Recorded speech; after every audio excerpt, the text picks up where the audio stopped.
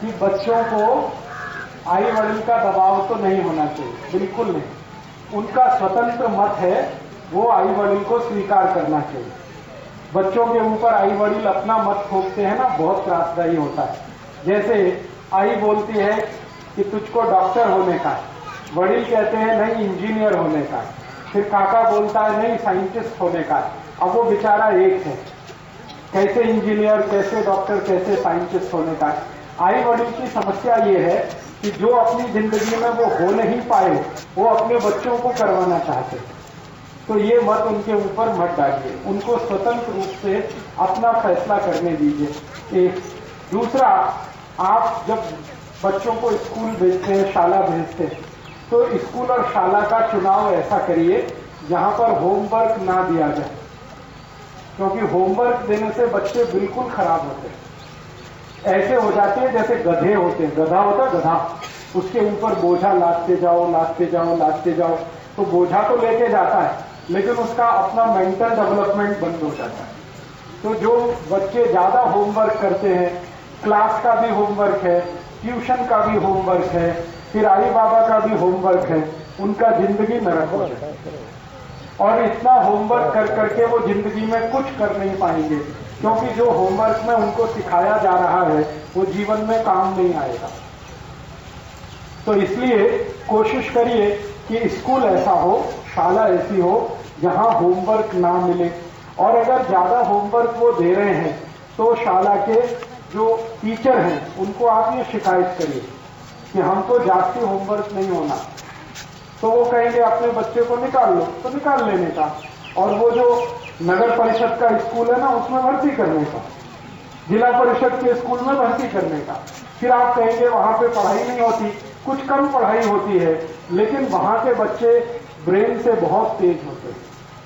मैं आपको भारत के पूर्व राष्ट्रपति अब्दुल कलाम की माहिती देता हूं। वो जिला परिषद के स्कूल में पढ़े, स्कूल गांव का था तो ग्राम पंचायत के स्कूल में पढ़े, बाद में जिला परिषद के स्कूल में पढ़े, फिर नगर परिषद के स्कूल में पढ़े, कोई कॉन्वेंट स्कूल में नहीं पढ़े, और वो भारत के इस समय सबसे बड़े वैज्ञानिक हैं।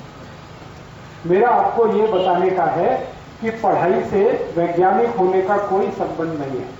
वैज्ञानिक होने का संबंध माइंड से है। आपका माइंड कितना फ्री है, जो चिंतन कर सकता है, थिंकिंग कर सकता है, उस पर से साइंटिस्ट होना होता है। ज्यादा पढ़ाई करके, बहुत होमवर्क करके कोई साइंटिस्ट दुनिया में कभी नहीं हुआ। आइंस्टाइन का नाम सुना आपने, न्यूटन का नाम सुना, ये सब स्कूल छोड़कर भागे हुए थे। मालूम है, आइंस्टाइन कक्षा 9 में भाग गया शाला छोड़ के, क्योंकि होमवर्क कराते थे और वो होमवर्क उसमें उसको रस नहीं आता था। न्यूटन भाग गया शाला छोड़ के कक्षा 8 में, और इतना बड़ा साइंटिस्ट बना। आइंस्टाइन इतना बड़ा साइंटिस्ट था। मैक्स प्लैंक बहुत बड़ा साइंटिस्ट था, कक्षा 7 से ही स्कूल छोड़ के भाग गया था।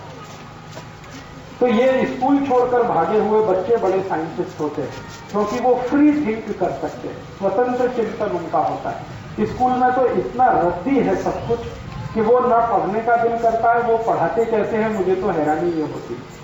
सब बकवास बकवास बकवास उसमें पढ़ाते रहते हैं। उनको माहिती है टीचर को कि ये काम नहीं आएगा, फिर भी वो पढ़ा रहे हैं, क्योंकि उन्हें पगार मिल रहा है और उनका टाइम पास हो रहा है।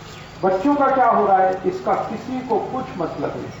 आप थोड़ा ध्यान रखिए इस बात का।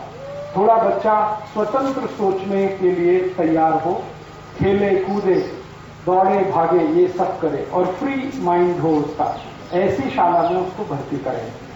वो शाला मराठी माध्यम की है तो बहुत अच्छा, अंग्रेजी माध्यम में कभी भर्ती मत करें, क्योंकि बचपन से अंग्रेजी माध्यम का इतना त्रास होता है बच्चे पर कि वो अपनी जिंदगी में सबसे जास्ती समय बर्बाद करता है ट्रांसलेशन में।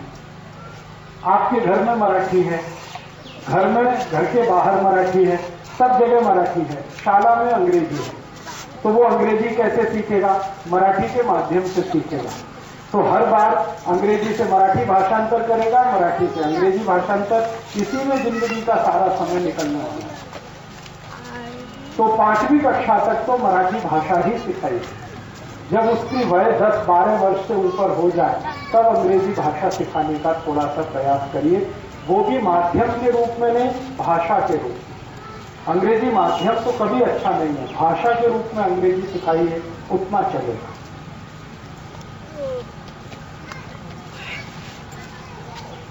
स्पर्धा में कभी मत लाइए अपने बच्चों को, और अपने बच्चों से किसी का कंपटीशन मत करें।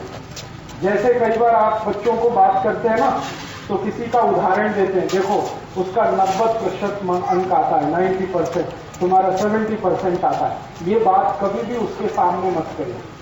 क्यों नहीं करें? हर एक बच्चा अपने आप में यूनिक है, विशेष है।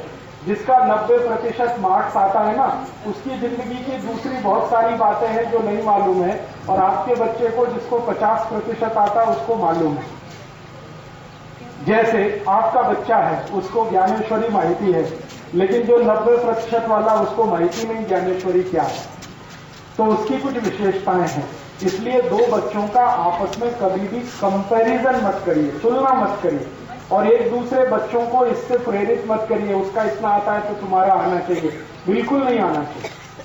उसका जितना आता है उतना ठीक है। आप कभी भी उसको ऐसे करके मत टोकिए कि उसका इतना आया तुम्हारा इतना कम आया, वो तो इतना नंबर लाया तुम्हारा इतना कम, कभी मत करिए।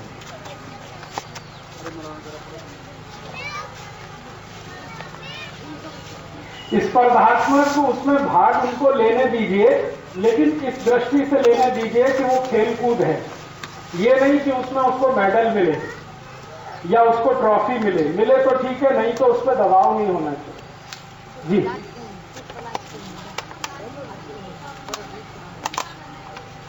हाँ, देखिए योग्य मार्ग आपको खुद भी नहीं मालूम है, मैं आपको सच बताता हूं। आई बाबा जो अपने को सोचते हैं ना कि हम बोलते हैं वो योग्य मार्ग है, आपका मार्ग योग्य इसलिए नहीं है कि आपके ऊपर समाज का दबाव है। समाज का ये दबाव है, समाज ऐसा सोचता है आजकल कि या तो सबको डॉक्टर होना चाहिए, या तो इंजीनियर होना चाहिए, या तो एमबीए करके किसी को मैनेजर होना चाहिए, या तो ये होना चाहिए। इसके अलावा भी समाज में बहुत कुछ है। शेतकरी क्यों नहीं होना चाहिए, उसको कष्टकरी क्यों नहीं होना चाहिए? तो हम जो सोचते हैं वो समाज के दबाव में सोचते हैं। समाज वो जिसके आसपास हम रहते हैं, तो हमारा भी चिंतन स्वतंत्र नहीं है, वो समाज का दबाव है। अब वही दबाव बच्चे पर आप लाएंगे तो वो खुद जो होना चाहता है वो नहीं हो पाएगा। बिल्कुल चिंता मत करिए, सबका फ्यूचर भगवान ने तय किया हुआ। मैं आपको बोलता हूं, सबका फ्यूचर भगवान ने तय किया है। मेरी आई से जाके पूछिए, मेरी आई ने मुझको इंजीनियरिंग का सबसे बड़ा अभ्यास कराया, अभी मैं वो सब छोड़कर ये काम करता हूं। तो मेरी आई कहती है कि तेरे नसीब में यही था। तो मैंने उसको बोला फालतू इंजीनियरिंग क्यों कराया? हाँ, 15 लाख रुपए खर्च हो गया और मेरा 15 साल बर्बाद हो गया। मैं 15 साल को बर्बाद नहीं करता और मान लो भजन कीर्तन करता, मान लो तात्या जी के पास आ जाता, मैं भी कुछ सीख लेता, 15 साल में तो 15,000 सभाएं होती कि नहीं, और 1 लाख कार्यकर्ता होते। तो सबका नसीब, सबका भविष्य भगवान का तय किया हुआ है और उसके आगे कोई चल नहीं सकता। तो आप ये चिंता मत करिए, आप सिर्फ इतनी चिंता करिए कि आप आई वडील होते हुए उसको ज्यादा से ज्यादा क्या सुविधा दे सकते हैं। जैसे उसको भूखा नहीं रहना, उसको बिना पंखे के नहीं रहना, उसको तकलीफ होती है तो उसके लिए कूलर अगर चाहिए तो व्यवस्था किया, पंखा चाहिए तो व्यवस्था किया, उसको कुछ पुस्तक का आवश्यकता है तो व्यवस्था किया, उसको खेलने को बैट बॉल चाहिए तो आपने ये सुविधाएं उसको चाहिए, उस पर आप आई बाबा बात करिए। उसको करना क्या है उससे पूछिए, थोड़े दिन में वो खुद ही बताएगा मुझे ऐसा करना, मुझे ऐसा करना, मुझे ऐसा करना। अभी आपके दबाव में वो अपनी इच्छा दबा के बैठा है। वो कहता आई बोलती है डॉक्टर होना, तो वो भी कहेगा हाँ हाँ डॉक्टर होना। बाबा कहते हैं इंजीनियर होना, हाँ ठीक है इंजीनियर होना। थोड़े दिन में वो कहेगा ना मुझे डॉक्टर होना, ना इंजीनियर होना, मुझे कुछ और होना। मुझे क्या होना? गोपालक होना, गाय का पालन करने वाला होना, तो होना है उसको। तो इसमें आप शक मत करिए, मन में चिंता भी मत करिए, आप सिर्फ सुविधाएं दीजिए उसको, होमवर्क मत करें। क्योंकि मैंने होमवर्क बहुत किया और मैं गधा हो गया, सच में गधा हो गया। इतना होमवर्क किया मैंने, x + y whole square, x - y whole square, x + y whole cube, x - y whole cube, मेरे जिंदगी में आज तक कभी भी काम नहीं आया। सेल्फ स्टडी के लिए आप कैसे अभ्यास कराएं, जैसे समाज चलता है ना, देश या जीवन या समाज, इसकी स्टडी कराएंगे। कैसे कराएं, मैं आपको एक माहिती देता हूं। उदाहरण के लिए आपके बेटे को एक दिन पोस्ट ऑफिस में लेके जाएंगे, पोस्ट ऑफिस है वहां लेके जाएंगे, और पोस्ट ऑफिस में ABCD से लेकर XYZ तक जो कुछ होता है उसकी स्टडी कराएंगे। पोस्ट ऑफिस है, एक दिन उसको रेलवे स्टेशन लेके जाएंगे, रेलवे स्टेशन, और रेलवे स्टेशन में जो कुछ होता है ABCD से XYZ तक उसकी स्टडी कराएंगे। फिर एक बार उसको नगर परिषद में लेके जाइए, फिर एक बार उसको म्यूनिसिपैलिटी के हॉस्पिटल में लेके जाइए, फिर किसी मैटरनिटी होम में लेके जाइए, ABCD से लेकर XYZ। फिर किसी दिन उसको गौशाला में लेके जाइए, किसी दिन उसको कोई ऐसी जगह लेके जाइए जहां पर मंद बुद्धि बच्चों की शाला चलती है, या जहां पर मेंटली रिटार्डेड बच्चों की, ऐसी जगहों पर ले जाकर स्टडी कराइए। ये जो स्टडी वो करेगा, इसमें से उसके रास्ते खुलेंगे। ये जो क्लास की स्टडी है ना, ये दुनिया की सबसे खराब स्टडी। जो हम पढ़ते हैं वो दुनिया का कोई बच्चा नहीं पढ़ता, ना फ्रांस में, ना जर्मनी में, ना स्वीडन में, ना स्विट्जरलैंड में, ना डेनमार्क में, ना अमेरिका में। हमको जो पढ़ाया जाता वो कोई नहीं पढ़ता दुनिया में। हाँ। सर्टिफिकेट के लिए इतना ही पढ़ाइए जितना सर्टिफिकेट मिलने के लिए आवश्यक है, इससे ज्यादा नहीं। उतना ही पढ़ाइए, ज्यादा ज्ञान उसको दीजिए, वो समाज का दीजिए, परिवार का दीजिए, दुनिया का ज्ञान दीजिए।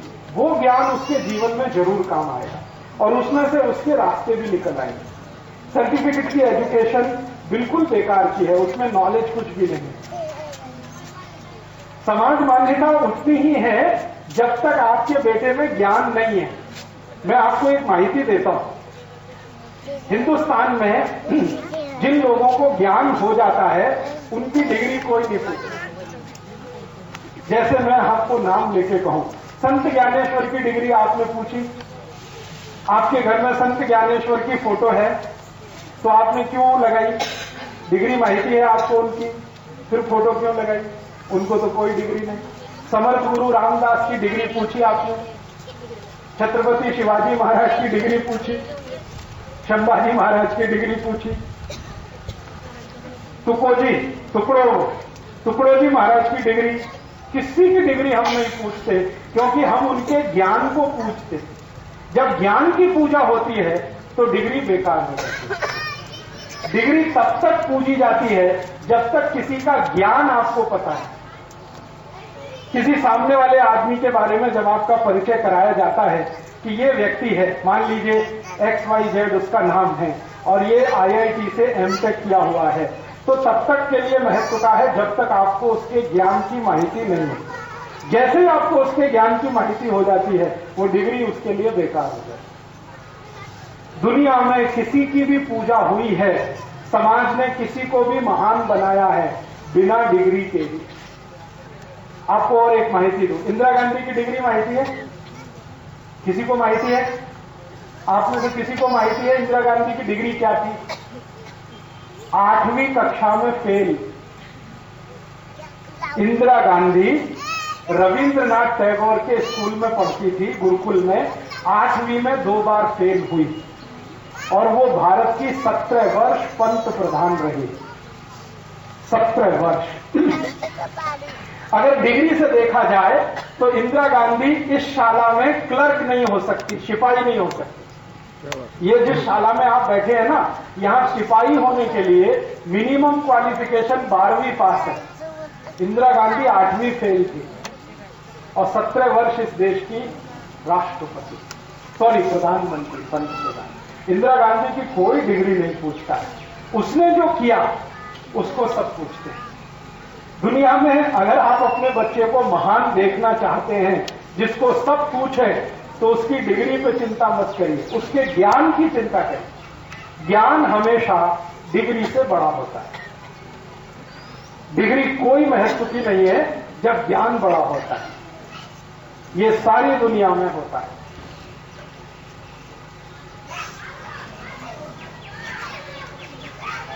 उसकी डिग्री क्या थी? धीरूभाई अंबानी की डिग्री 9वीं फेल, कक्षा 9 में फेल हुआ, उसके बाबा ने स्कूल से निकाल लिया और कहा ये पढ़ेगा नहीं। तो उसको पूछा तू क्या करेगा? तो उसने कहा मैं पढ़ने वाला नहीं। तो क्या करेगा? तो उसने कहा मुझे नौकरी करनी चाहिए। तो ठीक है। तो उसके बाबा के एक दोस्त के पेट्रोल पंप पे उसको नौकरी के लिए रखा, धीरू भाई अंबानी को। तो पेट्रोल भरता था वो गाड़ियों में। एक शहर है गुजरात में, जूनागढ़, वहां पे पेट्रोल भरता था। और वो पेट्रोल भरने वाला आदमी आज हिंदुस्तान में 3 लाख कोटि रुपए के एम्पायर का मालिक, जो 9वीं फेल। और उस धीरू भाई के नीचे काम करने वाले बड़े बड़े पीएचडी, एमटेक, एमबीए लोग हैं। वो अंगूठा छाप था, उसके नीचे सब पीएचडी करने वाले काम करते हैं नौकर के रूप। घनश्याम दास बिरला का नाम जानते हैं? बिरला एम्पायर, 4थी फेल थे, 4 क्लास में फेल हो गए, स्कूल छोड़ दिया, बिजनेस में लग गए और आज उनका पूरा साम्राज्य 2 लाख कोटि का, बिरला ग्रुप। ऐसे ही आपने उनका नाम सुना, जमशेदजी टाटा। ये अपने सचिन भाई काम करते हैं इंडिका में। इनके मालिक जमशेदजी टाटा एक भी क्लास पढ़ने नहीं गए, स्कूल ही नहीं गए। उनको घर में एक टीचर पढ़ा के गया, स्कूल नहीं गए। और आज उनका एम्पायर हिंदुस्तान और हिंदुस्तान के बाहर का सबसे बड़ा एम्पायर, 5 लाख 5.5 लाख कोटि का उनका टर्नओवर है। तो दुनिया में डिग्री लेकर पढ़कर कोई बहुत महान हुआ है, ऐसे कहानी आप सुनाएंगे तो 2-4 है। बिना डिग्री लेके इतने ऊंचे हो गए वो सैकड़ों। पुणे में आप जाइए, किर्लोस्कर कंपनी है ना, इसके मालिक की ये माहिती ले लीजिए। किर्लोस्कर कंपनी का जो मूल स्थापक है वो 5वीं पासी। तो ज्ञान की दुनिया में चर्चा है और ज्ञान से आपने जो हासिल किया उसकी चर्चा है। डिग्री का कोई महत्व कभी भी किसी समाज में रहा नहीं। डिग्री का महत्व है सिपाही होने के लिए, क्लर्क होने के लिए। कारकुन एक शब्द जानते? कारकुन मराठी का शब्द है। डिग्री चाहिए कारकुन होने के लिए। तो कारकुन बनाना है अपने बच्चे को तो डिग्री पर ध्यान दीजिए, और उसको साइंटिस्ट बनाना है या समाज में ऐसा स्थान दिलाना है जिसकी सब इज्जत करें तो ज्ञान पर महत्व दीजिए। ज्ञान बड़ा है, डिग्री कभी बड़ी नहीं। मेरी बात माने तो मत भेजिए। सुनिए, अगर मुझसे पूछेंगे तो बिल्कुल मत भेजिए इसको। आप बोलेंगे फिर क्या करेंगे? मैं आपको बोलता हूं वो बहुत बड़ा करेंगे। आप स्कूल मत भेजिए, अपने घर में सिखाइए उनको। क्या सिखाएं? गणित सिखाइए। क्या गणित सिखाएं? जोड़, घटाना, गुणा और भाग, बस ये 4 चीज सिखाइए गणित। जोड़ना सीखें, घटाना सीखें, गुणा करना सीखें, भाग करना सीखें। इतना गणित सिखाइए। और ये जो प्रकृति पूरी आपको दिखाई देती है, पूरा ब्रह्मांड, इसके बारे में माहिती दीजिए उनको जास्ती से ज्यादा। गाय है, खेती है, गौपालन है, खेती है, फिर उद्योग है, व्यापार है, इसकी माहिती दीजिए उसको भरपूर। फिर ब्रह्मांड की, सूर्य है, चंद्रमा है, तारे हैं, ग्रह हैं, उपग्रह हैं, नक्षत्र हैं, इसकी माहिती दीजिए। फिर चिकित्सा की माहिती दीजिए। फिर भागवत के सूत्र उनको सिखाइए। मैं गारंटी देता हूं कि किसी भी शाला से पढ़े हुए विद्यार्थी को वो हमेशा बीट कर देंगे। हाँ, वो आ जाएगा। मैंने तात्या जी को कहा करवड़ी में गुरुकुल शुरू कर दीजिए। तो जैसे ही वो गुरुकुल शुरू होगा मैं अभ्यासक्रम की पुस्तक दे दूंगा और वो अभ्यासक्रम की पुस्तक के आधार पर आप वहां उनको पढ़ा सकते हैं। और इसमें सब व्यसन मुक्त युवक संघ के परिवार के बच्चे पढ़ें और फिर दुनिया के सामने आप आदर्श प्रस्तुत करें कि देखो हम स्कूल नहीं गए और हमको उन सभी से ज्यादा ज्ञान है जो स्कूल से पढ़कर आए। बाद में क्या होगा? बाद में ये होगा कि 10वीं की परीक्षा उनको हम दिलवाएंगे सीधे, शाला नहीं भेजेंगे, स्कूल नहीं भेजेंगे, 10वीं की परीक्षा उनको दिलवाएंगे, ठीक है? और वो सब उसमें से टॉपर होके निकलेंगे बिना शाला और स्कूल। क्योंकि 10वीं की परीक्षा में जितनी माहिती चाहिए वो 6 महीने में हम उनको करा सकते हैं, मात्र 6 महीने में। और 10वीं में वो 90% लेके आ जाएंगे। फिर 12वीं की परीक्षा दिलवाएंगे तो सर्टिफिकेट तो हो गया, लेकिन उनके 10 साल बचाएंगे जो स्कूल में वो बर्बाद कर रहे थे। और उस 10 साल में यहां हम उनको इतना ज्ञान दे देंगे जो उनके अगले 30 साल तक काम आए। ये मेरी योजना है कि गुरुकुल के सब विद्यार्थियों को सीधे 10वीं की परीक्षा और 12वीं की परीक्षा सीधे कराएंगे और 10वीं 12वीं की परीक्षा के लिए 6 महीने का अभ्यासक्रम पढ़ा के उनको परीक्षा में पास करा लेंगे और बहुत अच्छे नंबर से वो पास होंगे। ये मेरी गारंटी है, क्योंकि ये जो 10वीं और 12वीं है ना, इसमें मार्क्स कैसे लाना ये मुझे मालूम है। हाँ, उसमें ज्ञान की कुछ जरूरत नहीं, बहुत आसान है उसमें मार्क्स ज्यादा लाना। वो ट्रिक से होता है, ट्रिक। हाँ, मैथमेटिक्स में ट्रिक्स है, फिजिक्स में ट्रिक्स है, केमिस्ट्री में वो ट्रिक्स उनको मैं एक दिन में ही बता दूंगा सब। तो वो जब बैठेंगे परीक्षा में तो 3 घंटे का प्रश्न पत्र 2 घंटे में करके निकल आएंगे। इतनी ट्रिक्स हैं। यही ट्रिक्स है जो वो 10 साल में सीखेंगे, मैं उनको 1 महीने में सिखा दूंगा। मेरा ये कहना है कि उनका 10 साल बचाना, क्यों फालतू में बर्बाद करना 10 साल। वो 10 साल में तो ज्ञानेश्वरी पढ़ लेंगे, वो 10 साल में तो दासबोध पढ़ लेंगे, वो 10 साल में तो ऋग्वेद पढ़ डालेंगे, क्योंकि ऋग्वेद पढ़ने में 4 ही साल लगता है और 10 साल में तो ऋग्वेद, अथर्ववेद, सामवेद, यजुर्वेद चारों पढ़ डालेंगे, उपनिषद 18 पढ़ डालेंगे 10 साल में। तो इतना ज्ञान हो जाएगा। ये CBSE तो कुछ भी नहीं उनके लिए, ICSE कुछ भी नहीं, महाराष्ट्र बोर्ड तो कुछ भी नहीं। तो मेरा ये है प्लानिंग कि करवड़ी का गुरुकुल शुरू हुआ तो इसके विद्यार्थियों को 10वीं की परीक्षा देके, 12वीं की परीक्षा देके, बस 2 परीक्षा दिलवा के बाकी 12 साल उनको ज्ञान सिखाना।